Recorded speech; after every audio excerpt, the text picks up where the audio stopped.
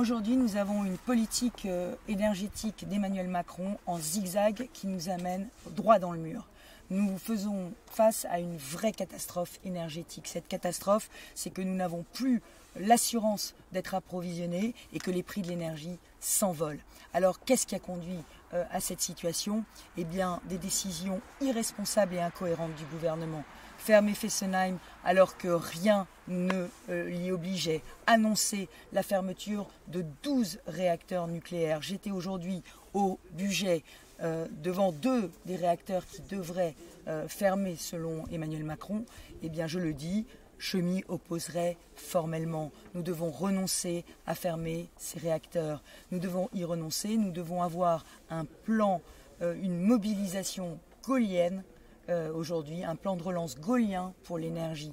Et dans ce plan de relance gaullien pour l'énergie, il y a la remobilisation massive de la filière nucléaire.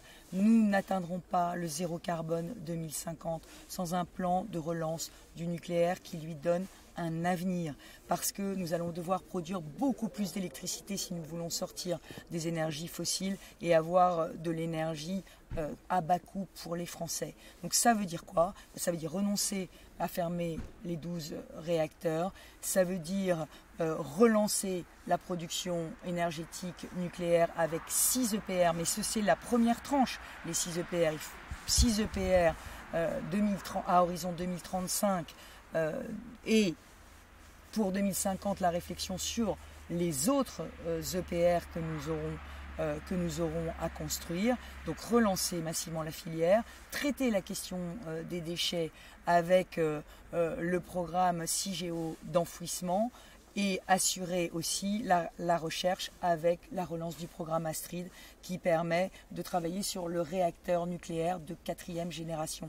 Alors oui, une vraie remobilisation massive sur le long terme de la filière nucléaire avec le sauvetage d'EDF. Le sauvetage d'EDF, vous savez qu'aujourd'hui le gouvernement a mis cette très grande entreprise à genoux en prélevant sur ses recettes l'argent dont elle a besoin pour faire les investissements et le renouvellement du parc nucléaire existant. Nous avons besoin d'un électricien très fort, c'est EDF. Nous lui faisons toute confiance et moi je participerai, je demanderai à mon Premier ministre. La première chose, c'est d'établir un grand plan de sauvetage de cette très belle entreprise publique EDF.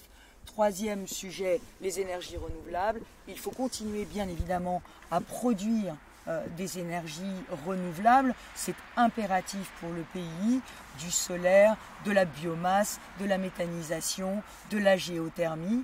Sur la question très sensible de l'éolien, je le dis, nous avons atteint dans certains territoires le seuil de tolérance. Le seuil de tolérance à l'éolien dans certains territoires est dépassé.